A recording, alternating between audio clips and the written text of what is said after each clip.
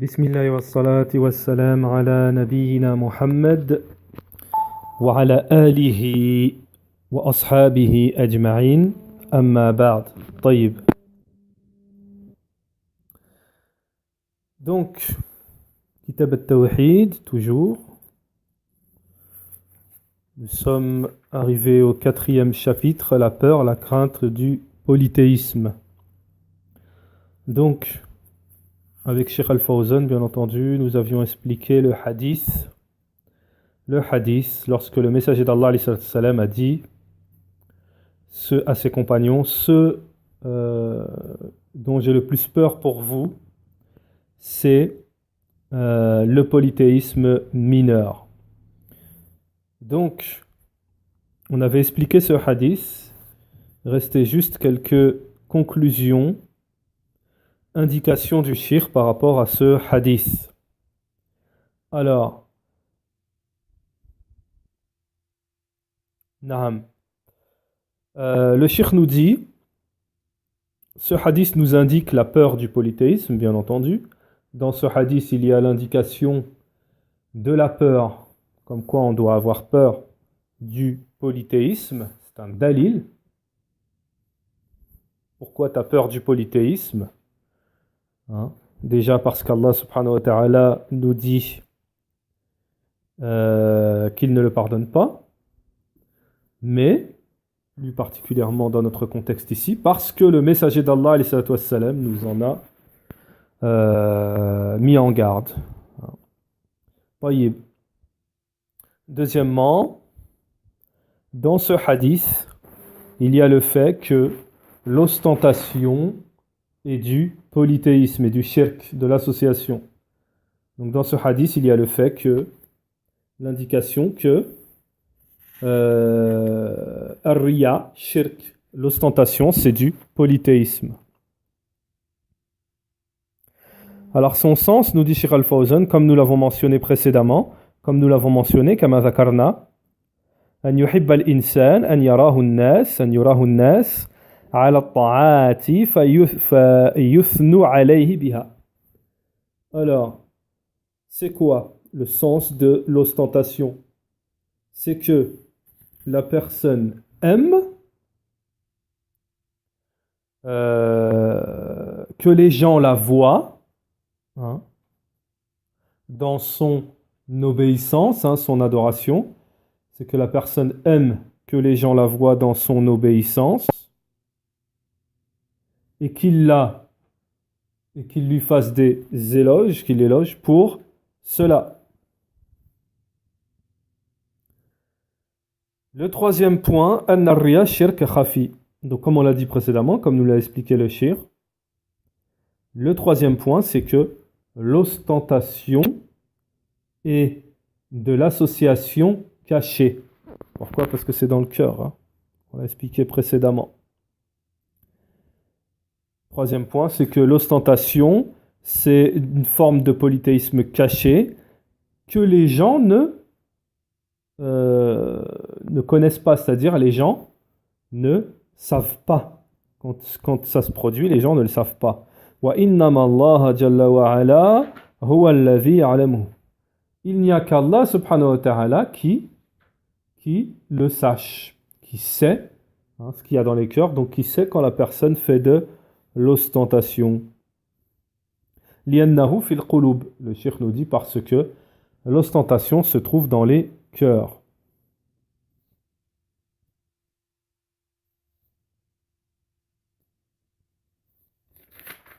L'ostentation se trouve dans les cœurs.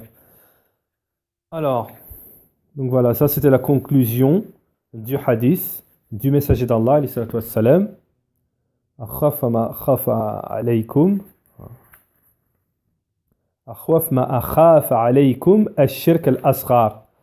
Ce dont j'ai le plus peur pour vous, c'est le polythéisme mineur, qui est l'ostentation. Ensuite, nous avons un autre hadith, wa an ibn Mas'ud radiyallahu anhu, un autre hadith de l'auteur Cheikh al-Islam Muhammad ibn Abd al-Wahhab. Le hadith d'Ibn Mas'ud qui nous dit Anna Rasulallah sallallahu alayhi wa sallam, le messager d'Allah alayhi wa salatu wa sallam, alayhi salatu wassalam, a dit Man mat wa huwa yad'u min dunillahi nidda dakhala an-nar. Celui qui meurt tout en invoquant autre qu'Allah. Hein. Celui qui meurt tout en invoquant autre qu'Allah comme les idoles, hein, entrera en enfer. Entrera en enfer.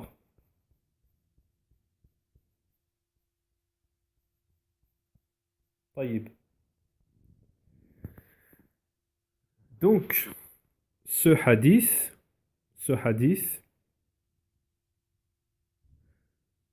Ibn Mas'ud, qu'Allah l'agrée, a dit, le prophète sallam a dit, quiconque meurt en invoquant un égal à Allah entrera en enfer. Quiconque meurt en invoquant un égal à Allah entrera en enfer.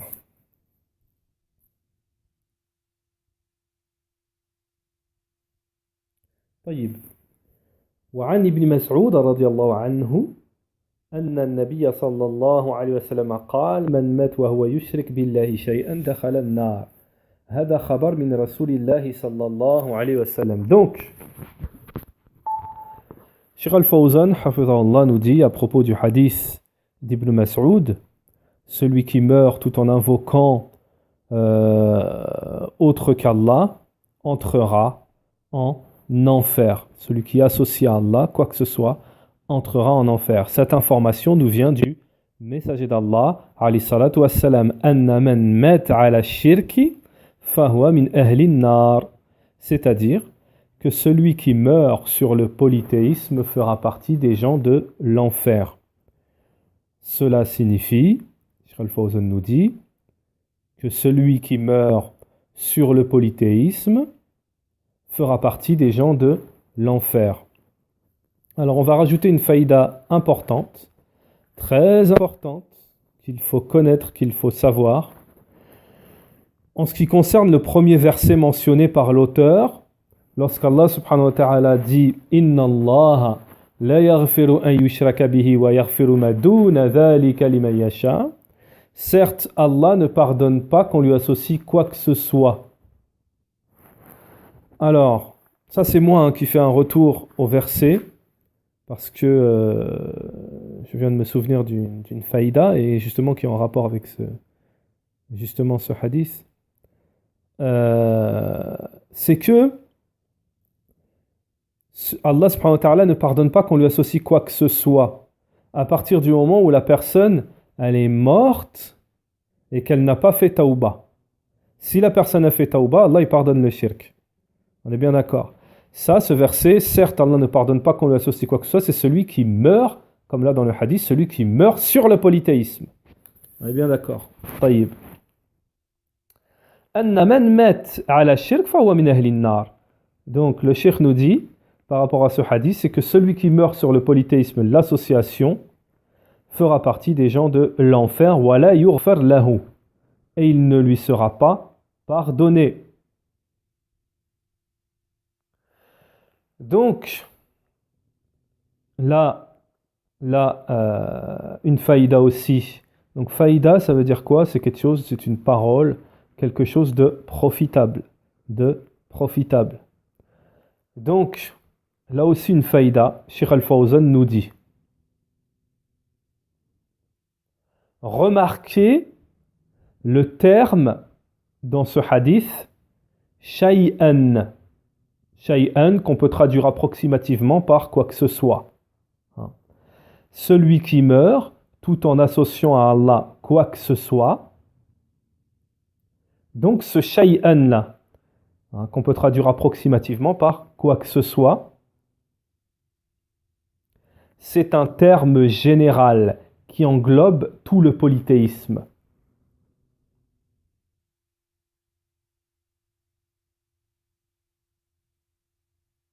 Eh oui, parce que les ulama disent, ils ont une règle qui dit que lorsqu'il y a je veux dire, le terme shay'an là, il est à ce qu'on appelle à l'indéfini. Ce qui veut dire que il englobe toutes les formes de polythéisme. Toutes.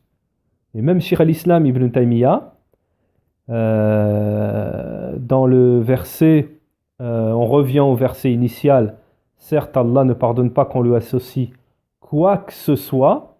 Bon, il y a une divergence entre les savants, mais Shaykh al-Islam Ibn Taymiyyah, rahimahullah, il dit que ce quoi que ce soit là, tufid al-umum, il indique la généralité. Ça veut dire qu'Allah il pardonne ni le shirk akbar, ni le shirk asghar. Donc dans ce verset, hein, shay'an, hein, quoi que ce soit, c'est-à-dire c'est général pour tout le polythéisme, pour tout le polythéisme. Celui qui est associé avec Allah,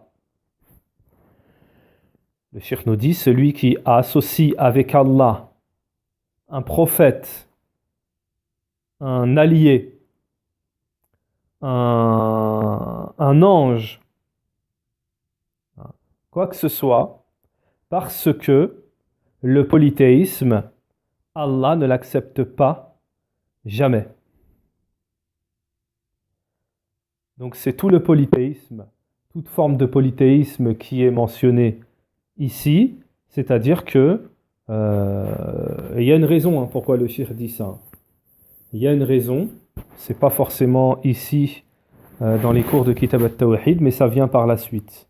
Ça vient par la suite, ou alors même dans le cursus de l'enseignement du Tawhid, ça peut même venir avant dans Qawa'id al-Arba'a. Dans Qawa'id al-Arba'a, on étudie les formes de polythéisme, etc. et certaines ambiguïtés des associateurs. Et parmi leurs ambiguïtés, justement, pourquoi le cheikh dit ici, toute forme de polythéisme, que ce soit que l'on associe à un prophète, un allié, un vertueux, ou un ange, ou autre, parce que il y en a qui disent, ça c'est une ambiguïté des associateurs. Donc c'est moi qui amène cette faillite, Cheikh Al-Fawzan, il n'en parle pas ici. Je développe un petit peu. C'est parce que il y a des associateurs qui disent aujourd'hui, ou même avant, qui disent les associateurs à l'époque du prophète, alayhi salatu wassalam, ils adoraient des divinités ou des choses qui n'existent pas, inventées, etc. Mais nous, on adore quelque chose de concret, les anges ou les prophètes, on adore des choses qui sont des personnes qui sont proches d'Allah. Donc ça, c'est une ambiguïté. Et c'est pour ça que le shirk fait allusion. Il n'y a pas de forme qui est meilleure qu'une autre. Le shirk, c'est le shirk.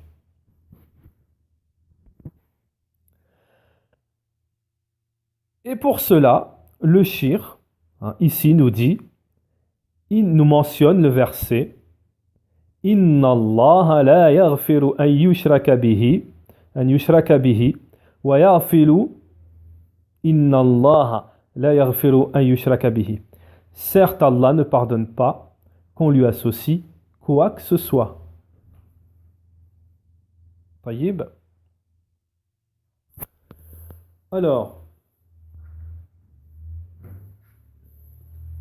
ensuite le shirk continue et nous dit وَمَنْ يَدْرِي مَتَى يَمُوتُ. Et qui sait quand il va mourir? Et qui sait quand il va mourir? Point d'interrogation. وَمَنْ يَدْرِي مَاذَا يَمُوتُ عَلَيْهِ. Et qui sait sur quoi il va mourir? Point d'interrogation. Donc c'est Cheikh Al-Fawzan qui nous parle là, qui nous dit et qui sait quand il va mourir et sur ce quoi il va mourir. La personne doit avoir peur pour elle-même de la mauvaise fin. La personne doit avoir peur pour elle-même de la mauvaise fin. Sous al-khatima. Et de mourir tout en associant à Allah. La personne doit avoir peur de la mauvaise fin et de mourir sur l'association à Allah subhanahu wa ta'ala et qu'il fasse partie des gens de l'enfer.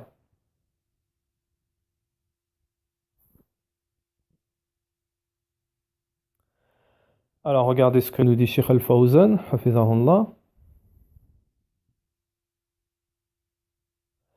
Il est obligatoire à la personne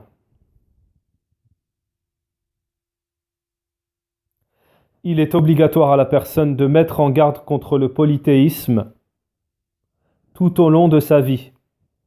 Il est obligatoire à la personne de mettre en garde contre le polythéisme tout au long de sa vie. لأنه لا يدري في أي لحظة يموت. Parce qu'il ne sait pas à quel moment il va mourir. Et il peut faire partie des gens de l'enfer. Il ne sait pas à quel moment il peut mourir et qu'il fasse partie des gens de l'enfer. Min ahli an-nar.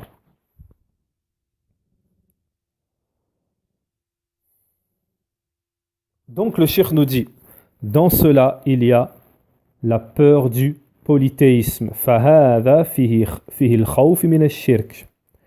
Donc il y a dans cela la peur du polythéisme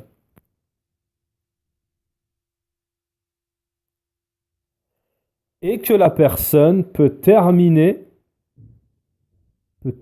sur le polythéisme et faire partie des gens de l'enfer. Et le cheikh nous dit même وَلَوْ كَانَ مِنْ أَهْلِ التَّوْحِيدِ قَبْلَ ذَلِكَ. Et même s'il faisait partie des gens du tawhid de l'unicité avant cela. Donc il faut vraiment faire attention. Et même s'il faisait partie des gens du tawhid avant cela. Et qu'il en avait connaissance, وَعَرَفَ بِهِ.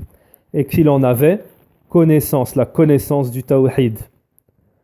Et qu'il était sur la droiture,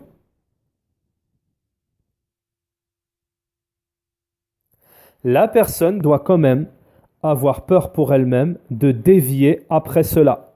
Après, bien entendu, après que la personne connaît le tawhid, la personne, et qu'elle soit sur la droiture, la personne doit quand même avoir peur pour elle-même de dévier après cela.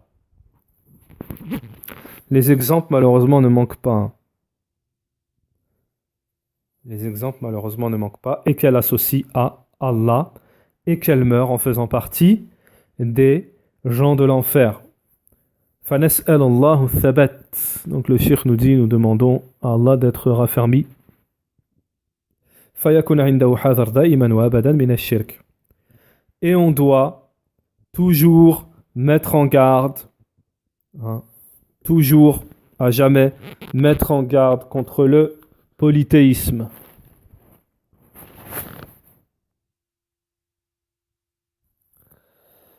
Ensuite, nous avons un autre hadith. Donc on a terminé pour le hadith d'Ibn Mas'ud. Ensuite, nous avons un autre hadith.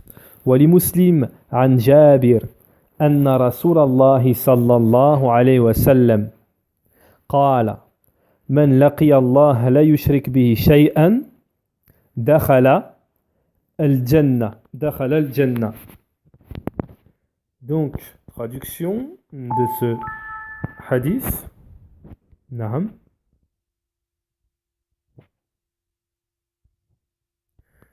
Muslim rapporte d'après Jabir radiallahu anhu qu'Allah l'agrée, que le prophète a dit: quiconque rencontre Allah sans ne lui avoir rien associé entrera au paradis. Et quiconque le rencontre en lui ayant associé quoi que ce soit entrera en enfer. Taïb.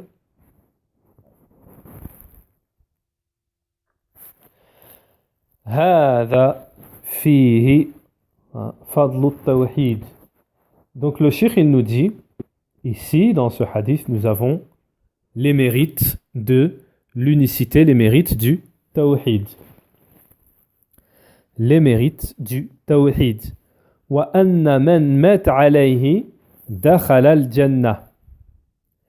Et que celui qui meurt sur celui-ci, sur le tawhid, l'unicité d'Allah subhanahu wa ta'ala, entrera au paradis. Wa hadha wa'dun min Allah jalla wa ala. Donc ça c'est une promesse d'Allah subhanahu wa ta'ala que celui qui meurt sur le tawhid ira au paradis. Ceci est une promesse d'Allah subhanahu wa ta'ala que celui qui meurt sur le tawhid entrera au paradis. Subhanahu wa ta'ala. Et le Cheikh Al-Fawzan hafidhahullah nous dit Wallahu la yukhlifu wa'da. Et Allah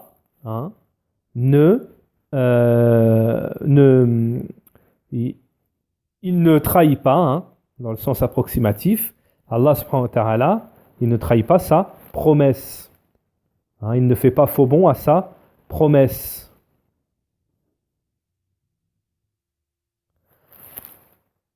Et le cheikh nous dit, et cela même, si la personne a des péchés, des désobéissances en dehors du polythéisme. Et cela même si la personne a des péchés, de la désobéissance en dehors du polythéisme. C'est-à-dire qu'Allah subhanahu wa ta'ala, il fait rentrer l'adepte du tawhid, de l'unicité, au paradis, et cela même si elle a des péchés et des désobéissances. Bien entendu, selon sa volonté. Allah subhanahu wa ta'ala, il peut pardonner comme il peut ne pas pardonner.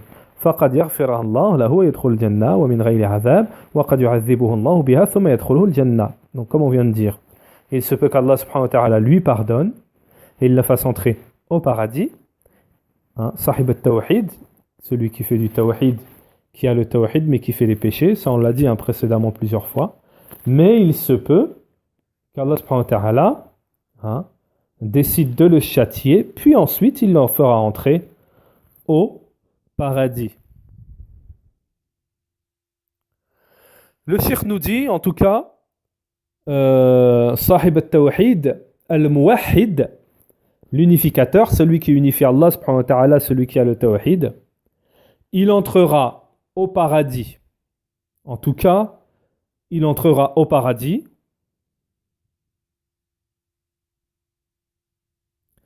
que ce soit au début ou à la fin. C'est-à-dire au début, Allah décide de ne pas le châtier pour ses péchés. Hop, il rentre directement. Ou alors, imma fin nihaya, ou bien après qu'il ait été purifié de ses péchés, après avoir passé un séjour en enfer, là, séjour, je ne sais pas si c'est un terme approprié, mais bon, après qu'il ait passé une période en enfer, là, il entrera au paradis. Taïb. Donc, le hadith, men laqi Allah, yani, donc celui qui rencontre Allah. Donc, le shir commence à expliquer le hadith. Celui qui rencontre Allah, c'est-à-dire celui qui meurt. Celui qui rencontre Allah. Dans le hadith, il dit, men laqi Allah la yushrik bi, celui qui rencontre Allah sans ne rien lui associer. Donc, Cheikh Al-Fawzan nous dit, celui qui rencontre Allah, ça veut dire quoi? C'est-à-dire celui qui meurt.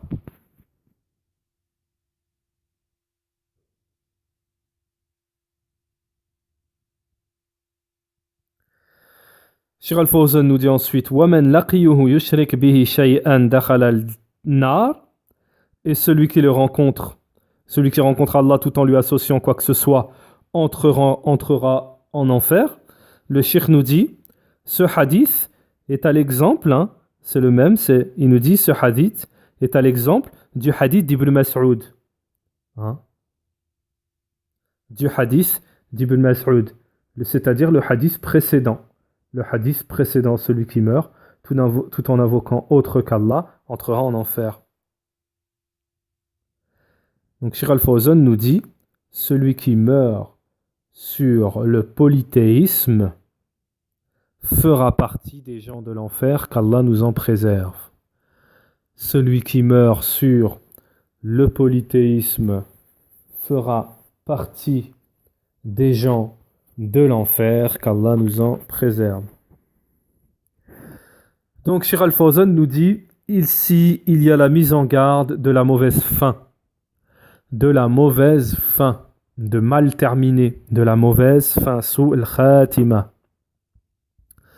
Les savants disent, il y a husnul khatima wa sul khatima. Il y a la bonne fin, ça c'est une faïda que j'apporte. Les savants disent, il y a la bonne fin, il y a la mauvaise fin. Et ici, Cheikh Al-Fawzan nous dit, il y a ici la mise en garde de la mauvaise fin, de mal finir. Entre autres, de mal finir, c'est-à-dire de finir sur le polythéisme. Wa fihi kama dhakara Cheikh, rahimahullah, qurb al-jannah wa an-nar min al-insan. Donc il y a aussi ici, dans ce hadith, l'indication de la proximité du paradis et de l'enfer par rapport à la personne.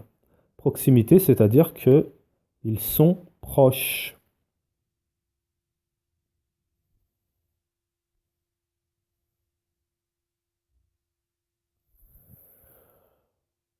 Comme quoi, il y a la proximité ici du paradis et de l'enfer, comme quoi, pour la personne, ils sont proches. فَمَا بَيْنَهُ وَبَيْنَ الْجَنَّةِ وَالنَّارِ إِلَّا أَنْ يَمُوتَ. Donc, il n'y a qu'entre la personne et le paradis et l'enfer, il n'y a que la mort. Entre la personne et le paradis et l'enfer, il n'y a que la mort. وَلَا يَدْرِي. Donc la personne ne sait pas, peut-être qu'il va mourir dans une situation, dans quelle situation la personne va mourir. Il se peut que la personne meure après quelques minutes, après un mois, après une année.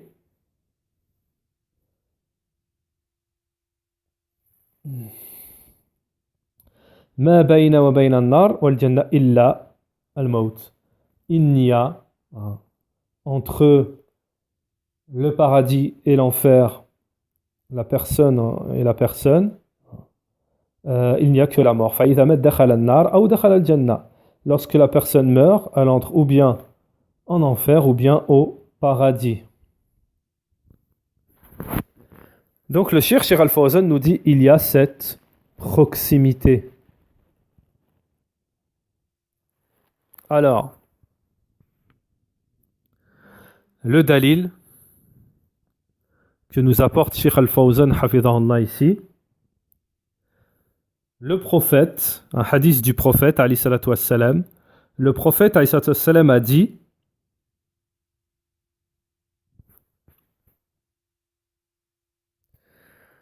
le paradis est plus proche de l'un d'entre vous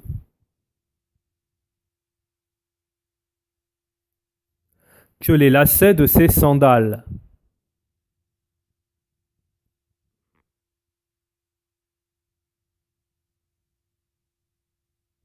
Une traduction approximative, on se comprend bien, hein, les sandales c'est des genres de lanières en cuir ou je sais pas.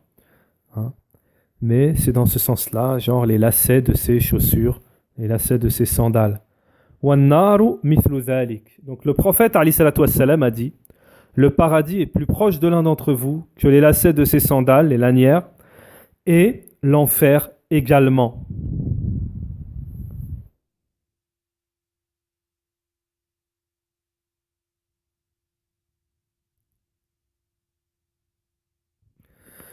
Alors le Cheikh Al-Fawzan hafidhahullah nous mentionne ici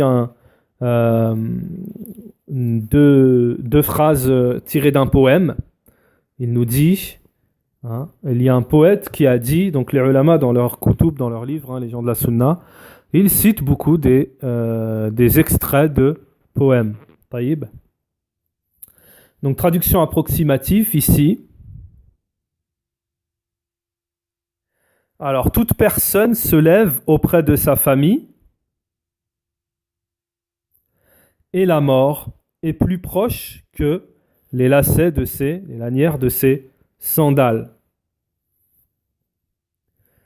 Il se réveille fi dunya, il se réveille dans la vie d'ici-bas, et il se couche au paradis. Et il se couche au paradis, ou bien le contraire. C'est-à-dire l'enfer, entre parenthèses, ou bien le contraire. Toute personne se lève auprès de sa famille, et la mort est plus près pour lui que les lanières de ses sandales. Il se lève dans la vie d'ici-bas, hein, dans la vie mondaine, et il se couche au paradis, ou bien le contraire. فهذا الحديث فيه الخوف من الشرك. Ensuite, Cheikh Al-Fawzan revient sur le hadith.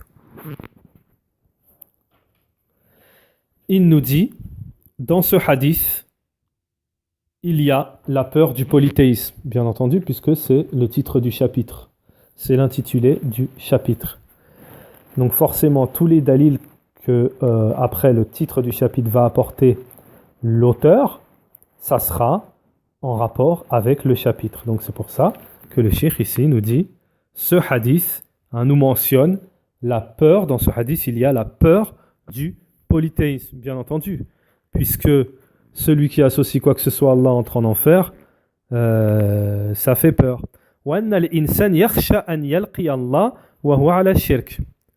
Donc, et que la personne doit craindre, avoir peur de rencontrer Allah sur le polythéisme, alors qu'elle a fait du polythéisme et qu'elle fasse partie des gens de l'enfer. Wa'iyadhun billah.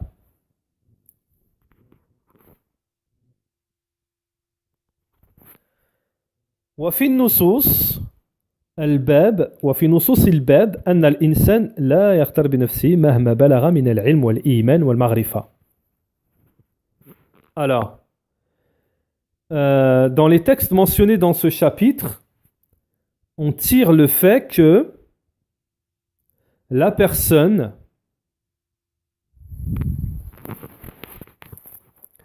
ne doit pas elle ne doit pas se recommander elle-même, s'étonner d'elle-même, hein, comme se lancer des fleurs, quoi, s'en remettre à elle-même, quel que soit son degré de connaissance et de foi.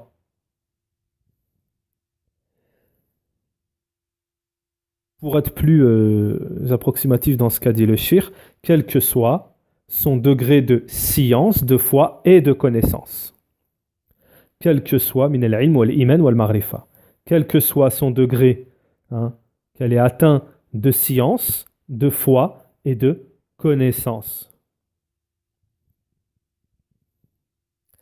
Donc la personne ne doit pas, hein, se fier à elle-même, hein, quel que soit le degré qu'elle ait atteint de science, de foi, de connaissance, mais elle doit reconnaître sa faiblesse, hein, son manque, sa faiblesse auprès d'Allah.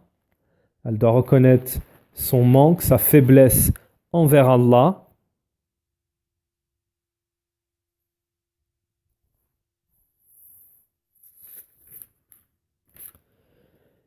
Et que si ce n'est la protection d'Allah subhanahu wa ta'ala, elle serait en danger. Et que si ce ne serait la protection d'Allah subhanahu wa ta'ala, elle serait en danger. Alors le cheikh nous dit, il y a également aussi dans ce chapitre l'éclaircissement du sens de la ilaha illallah, l'éclaircissement du sens de la ilaha illallah,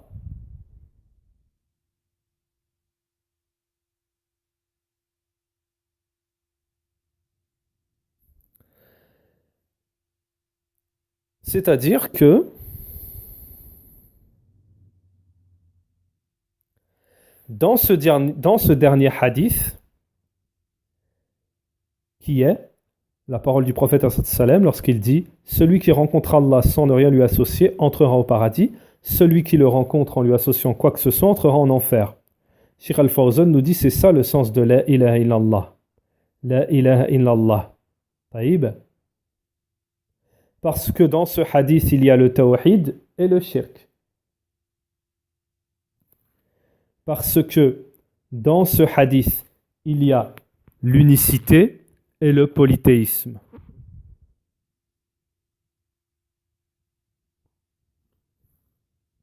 Parce que dans ce hadith il y a l'unicité et le polythéisme.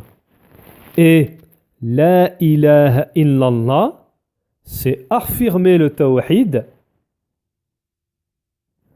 et renier le polythéisme. Rejeter, renier le polythéisme. Parce que le sens de la ilaha illallah, c'est affirmer l'unicité d'Allah, le tawhid, et renier le polythéisme.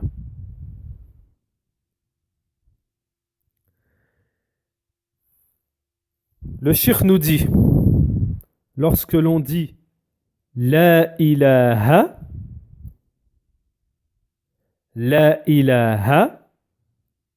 c'est la négation du polythéisme. Et lorsque l'on dit illallah, c'est l'affirmation du tawhid. Lorsque l'on dit la ilaha, c'est la négation du polythéisme.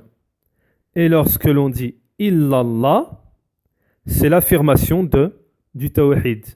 Donc la ilaha, il n'y a rien, il n'y a pas d'autre divinité. Donc c'est la négation du polythéisme.